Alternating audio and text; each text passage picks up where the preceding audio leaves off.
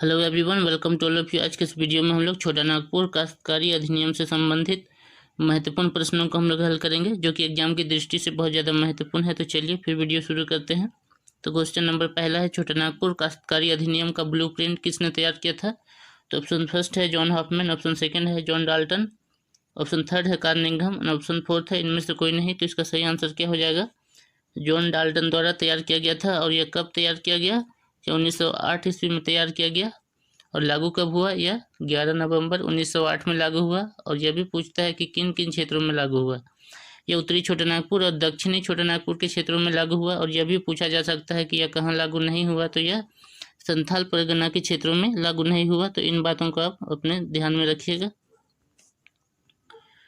तो question number second है, छोटा नागपुर काश्तकारी अधिनियम में 19 अध्याय है और यह पूछ रहा है कि कितनी धाराएं हैं। तो ऑप्शन फर्स्ट है 251, ऑप्शन सेकंड है 261, ऑप्शन थर्ड है 271 एंड ऑप्शन फोर्थ है 281। तो इसका सही आंसर क्या हो जाएगा? 271 धाराएं हैं। क्वेश्चन नंबर थर्ड है, छोटा नागपुर काश्तकारी अधिनियम 1908 के तहत अध्याय 1 में निम्न में से किससे परिभाषित नहीं किया गया है?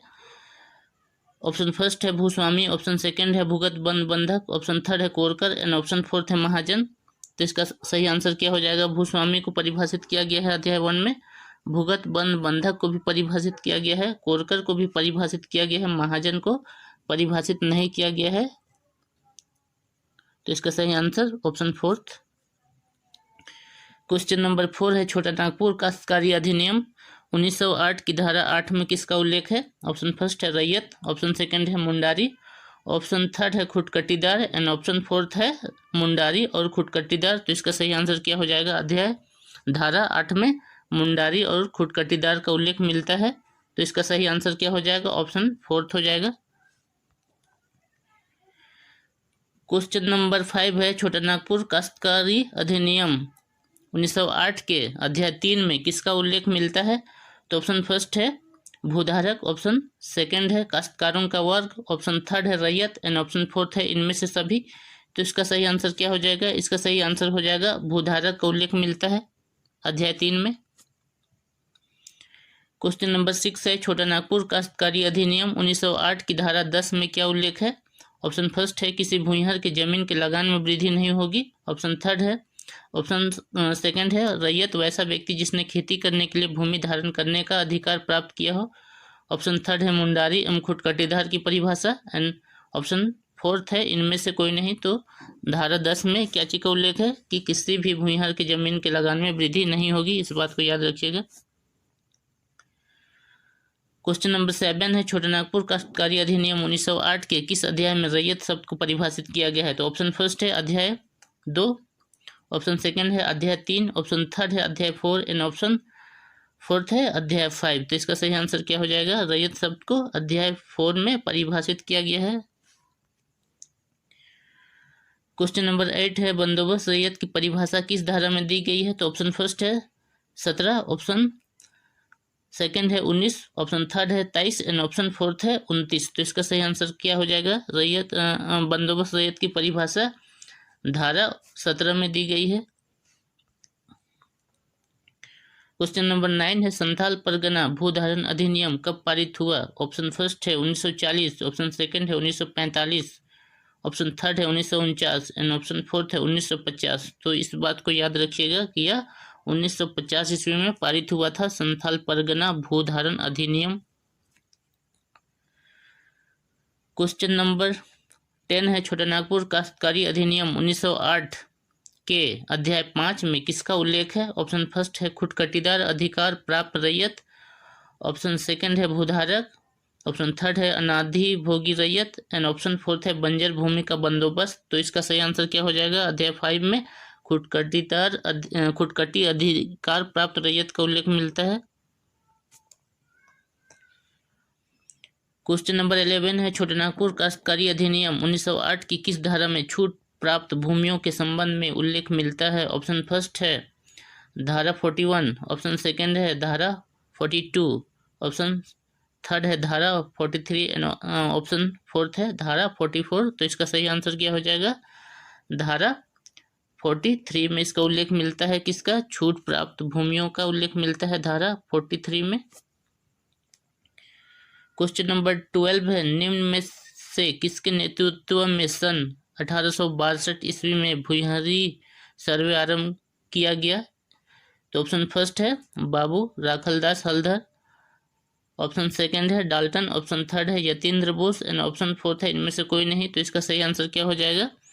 किस बाबू राखलदास हल्दर के नेतृत्व में भूमि।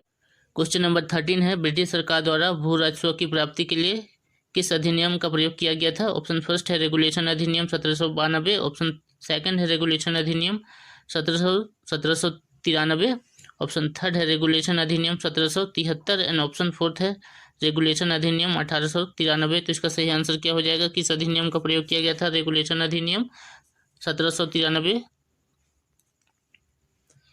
क्वेश्चन नंबर 14 है, प्रशासनिक सुधार की प्रक्रिया के अंतर्गत कब Chotanagpur land and Tenet act लाया गया था? ऑप्शन फर्स्ट है 1862, ऑप्शन सेकंड है 1865, ऑप्शन थर्ड है 1869 एंड ऑप्शन फोर्थ है 1897। तो इसका सही आंसर क्या हो जाएगा? Chotanagpur land and Tenet act कब लाया गया था? 1897 में लाया गया था। क्वेश्चन नंबर 15 है, बंगाल टेनेंसी एक्ट कब पारित हुआ? ऑप्शन फर्स्ट है 1862, ऑप्शन सेकंड है 1885, ऑप्शन थर्ड है 1869 एंड ऑप्शन फोर्थ है 1879। तो इसका सही आंसर क्या हो जाएगा? बंगाल टेनेंसी एक्ट कब लाया गया था? 1885 में लाया गया था। क्वेश्चन नंबर 16 है, जो स्थानीय जमींदार थे और जागीरदार थे वे किस प्रकार की भूमि पर कोई हक या दावा नहीं करते थे? ऑप्शन फर्स्ट है भूईहरी भूमि पर, ऑप्शन सेकंड है मुंडारी भूमि पर एंड ऑप्शन फोर्थ है खुटहरी भूमि पर एंड ऑप्शन फोर्थ है उपयुक्त तीनों पर। तो इसका सही आंसर क्या हो जाएगा? उपयुक्त तीनों पर किसी प्रकार का दावा नहीं करते थे स्थानीय जमींदार और जागीरदार। क्वेश्चन नंबर 17 है, 4 जून 1807 ईस्वी को थाना व्यवस्था लागू कर दी गई थी जिसका नियंत्रण कहाँ के मजिस्ट्रेट के अंतर्गत में था? तो ऑप्शन फर्स्ट है रामगढ़, ऑप्शन सेकंड है हजारीबाग, ऑप्शन थर्ड है पलामू एंड ऑप्शन फोर्थ है नागपुर। तो इसका सही आंसर क्या हो जाएगा? नागपुर के मजिस्ट्रेट के अंतर्गत में था नियंत्रण थाना व्यवस्था का। क्वेश्चन नंबर 18 है, राजस्व जिलों की निगरानी हेतु किसकी नियुक्ति की गई थी अंग्रेजों द्वारा? तो इसका ऑप्शन फर्स्ट है काश्तकार, ऑप्शन सेकंड है आमिल, ऑप्शन थर्ड है अमीन एंड ऑप्शन फोर्थ है खुयम। तो इसका सही आंसर हो जाएगा अमील की नियुक्ति की गई थी ब्रिटिश सरकार द्वारा राजस्व की निगरानी हेतु।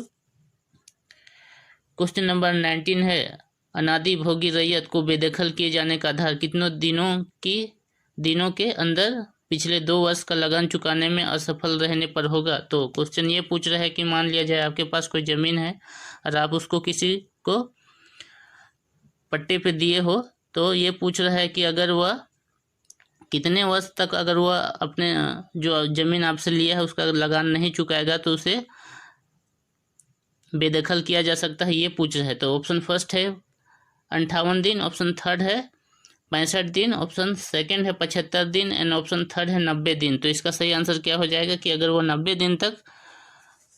दिन तक लगान नहीं चुकाता है तो आप उसे अपनी जमीन से बेदखल कर सकते हैं। क्वेश्चन नंबर 18 है, अनादि भोगी रैयत और उसके भूस्वामी के बीच पर करार पर लगान की दर तय की जाएगी, इसका उल्लेख धारा में है। ये पूछ रहा है कि अगर आपने किसी को ज़मीन दिया है और जो ज़मीन का मालिक है उसके बीच जो लगान का जो दर तय होगा वह किस धारा के अंतर्गत में दिया हुआ है, यह पूछ रहा है।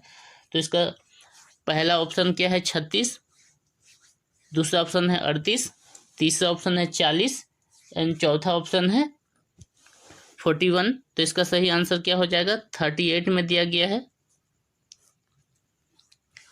क्वेश्चन नंबर 21 है, न्यायालय आदेश के अधीन रैयती अधिकार के विक्रय पर प्रतिबंध का निम्न में से किस धारा में प्रावधान है? तो ऑप्शन फर्स्ट है धारा 45, ऑप्शन सेकंड है धारा 47, ऑप्शन थर्ड है धारा 49 एंड ऑप्शन फोर्थ है धारा 50। तो इसका सही आंसर क्या हो जाएगा?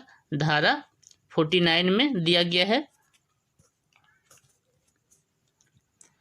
क्वेश्चन नंबर 22 है, लगान या उस पर देय ब्याज या दोनों के भुगतान करने पर रसीद प्राप्त होगी। अगर रसीद नहीं मिलती है तो किससे शिकायत की जा सकती है?